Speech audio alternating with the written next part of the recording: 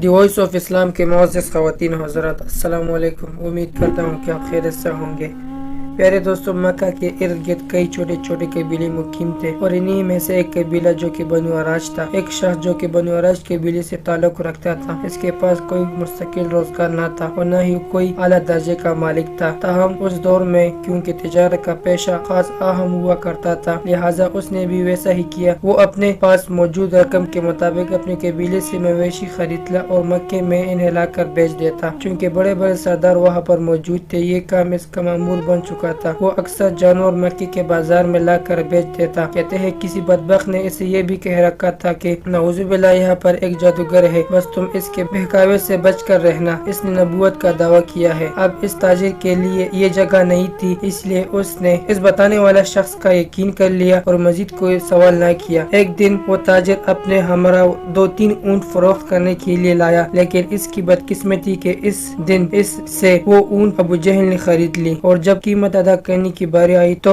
کہنے لگا کل میرے گھر آ کر پیسے وصول کر لینا۔ تاجر نے کہا میں اب کا گھر کہاں تلاش کروں؟ ابو جہل نے اسے اپنا گھر کا راستہ سمجھا دیا۔ خیر وہ بیچارہ مرتا کیا نہ کرتا، ابو جہل کی ظالمانہ سرداری کا کچھ علم ہی تھا اس کو، اس لیے اس نے کچھ زیادہ زور نہیں لگایا اور اگلے روز قیمت لینے پر راضی ہو گیا۔ مکے میں اس تاجر کا کوئی نہ تھا اور نہ کوئی گھر تھا اور نہ ہی ٹھکانہ۔ رات اس نے گلیوں میں گزار دی۔ اگلی صبح وہ ابو جہل کے گھر پہنچا، دروازے پر دستک دی۔ ابو جہل باہر آیا۔ اسے دیکھ کر اس شخص نے اپنی قیمت کا تقاضا کیا تو کہنے لگے ابھی میرے پاس نہیں ہے، تم کل آ جانا۔ وہ تاجر بہت مایوس ہو کر آ گیا۔ اگلے روز بھی ایسا ہی ہوا۔ خیر 3 دن تک ابو جہل کے دروازے پر جاتا رہا، لیکن ابو جہل نے اس کی قیمت ادا نہیں کی۔ اسی طرح 3 دن گزر گئے۔ چوتھے روز وہ ابو جہل کے دروازے پر گیا اور بات کو زور دے کر کہا جناب میں 3 دن سے بھوکا ہوں، گلیوں میں رات بسر کر رہا ہوں، میں یہاں پر بیگانہ ہوں، میرے یہاں اپنا کوئی نہیں، میرے پاس واپسی کا ذریعہ بھی نہیں، برائے مہربانی فرمائے میرے جانور کی قیمت دے دے، چل دفع ہو جا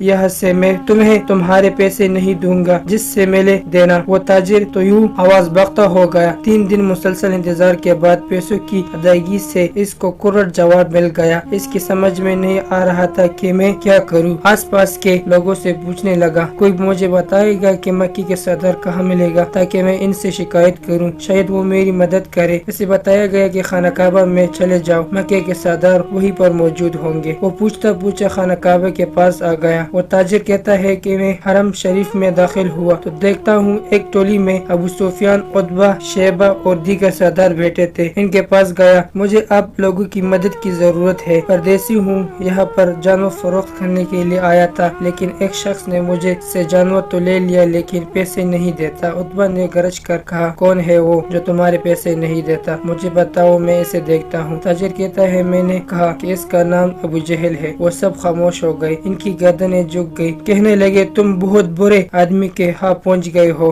ہم کچھ بھی نہیں کر سکتے کیونکہ وہ ہم سب سے زیادہ طاقتور سردار ہے۔ یہ سن کر میرے پیروں تلے زمین نکل گئی، میں کانپنے لگا کہ اب میں کیا کروں، میرے پاس سب کچھ بھی نہیں۔ اب وہ تاجر کہتا ہے کہ عتبہ نے مذاق کیا اور کہا وہ جو کعبے کے ساتھ ٹیک لگائے بیٹھا ہے اس کے پاس جاؤ، وہ تیرا مسئلہ حل کروا سکتا ہے۔ لیکن یہ کہتے ہی وہ سب سردار ہنسنے لگے۔ تاجر کہتا ہے کہ میں حیران ہوا، مجھے ان کے پاس جانے کو بھی کہتے ہیں اور میرا مذاق بھی کرتے ہیں، میں کروں تو کیا کروں، لیکن ڈوبتے کو تنکے کا سہارا۔ اب وہ تاجر نبی کریم صلی اللہ علیہ وسلم کی جانب چل پڑا۔ وہ آپ صلی اللہ علیہ وسلم کو نہیں پہچانتا تھا، لہٰذا اس نے آپ کو وظائف پڑھتے دیکھا تو ایک طرف بیٹھ گیا، یہ سوچ کر کہ جب آپ فارغ ہوں گے تو وہ عرض کرے گا، مگر سبحان اللہ شان مصطفیٰ کی، جیسے ہی وہ آدمی پیچھے آ کر بیٹھا آپ نے اپنا رخ اس کی طرف پلٹ لیا اور صرف 2 باتیں کہی، فرمایا پردیسی لگتے ہو، پریشان معلوم ہوتے ہو۔ وہ تاجر کہتا ہے مجھے ایسا لگا جیسے مجھے میری بچلی ماں مل گئی ہو، ان کی شفقت اور پیار کو دیکھ کر میرے آنکھوں سے آنسو کی لڑیاں بہنے لگی۔ جیسے ہی میری آنکھوں سے آنسو نکلے نبی کریم صلی اللہ علیہ وسلم نے میرا نام پوچھا اور نہ ہی کام بلکہ کندھے پر تبکی دی اور فرمایا فکر نہ کرو، تو جیسا کہے करेगा तेरा काम हो जाएगा। हुजूर सल्लल्लाहु अलैहि वसल्लम ने मेरा बाजू थामा और मुझे घर ले आए। एक टूटी चटाई पर मुझे बिठा दिया। मेरे लिए अपने मुबारक हाथों से एक प्याली में खजूर और दूध पेश किया। मैं 3 दिन से भूखा था। मैंने पेट भर कर खाना खाया और जब खा चुका तो मुझे से फरमाने लगे, अब मुझे बताओ तुम्हारा मसला क्या है। मैंने सारा महाजरा बयान कर डाला। वो फरमाने लगे, फिक्र मत करो, वो खुद तुम्हारे पैसे देगा। मुझे अपने हमरा लेकर अबू जहल के दरवाजे पर पहुंचे। दस्तक दी, दरवाजा खुला, सामने अबू जहल था। नबी करीम सल्लल्लाहु अलैहि वसल्लम ने बस एक जुमला अदा किया, मगर इस जुमले में क्या ताकत थी कि अबू जहल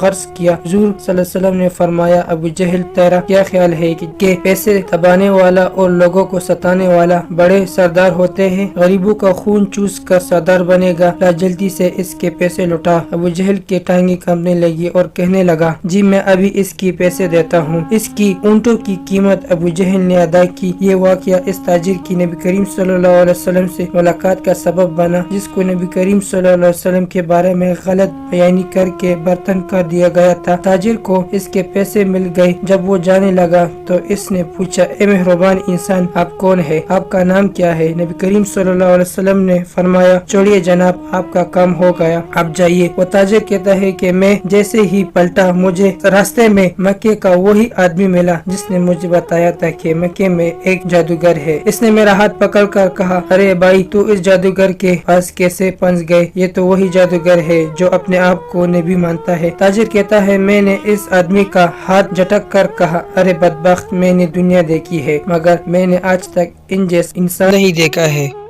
इसके बाद ताजिर पलटकर हबीब सल्लल्लाहु अलैहि वसल्लम के पीछे जाता है और इनके पाँव से लिपट जाता है और कहता है, मैं इकरार करता हूँ कि आप अल्लाह के सच्चे रसूल और नबी है, मुझे भी अपने दीन में शामिल कर ले। इसी तरह नबी करीम सल्लल्लाहु अलैहि वसल्लम ने इन्हें कलमा पढ़ाया और वो मुसलमान हो गए। प्यारे दोस्तों, इस वाक़ये में हम सब के लिए बहुत बड़ा सबक मौजूद है। वो ये है कि इस आदमी के पैसे मिल चुके थे, वो जाने वाला था, लेकिन जिस चीज ने इसके दिल पर असर किया था वो नबी करीम सल्लल्लाहु अलैहि वसल्लम के आला इखलाक, आपका आला किरदार और आपकी बेपनाह शफकत। याद रहे कि किसी का दिल जीतने के लिए आला किरदार और आला इखलाक काम देते हैं, और हमारे प्यारे आका सल्लल्लाहु अलैहि वसल्लम से ऊंचे इखलाक किसके हो सकते हैं। अल्लाह हमें भी आप सल्लल्लाहु अलैहि वसल्लम के जैसा इखलाक अता फरमा। दोस्तों, हम ये उम्मीद करते हैं कि आपको हमारे आज की वीडियो पसंद आ गई होगी।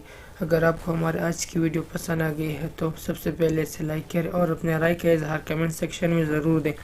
आखिर में आपसे फिर से दरख्वास्त है कि द वॉइस ऑफ इस्लाम को सब्सक्राइब करें और साथ ही लगी घंटी को भी क्लिक करें ताकि हमारा आने वाला नोटिफिकेशन बर वक्त मिलता रहे। तो मिलते हैं नेक्स्ट वीडियो में। खुदा हाफिज़।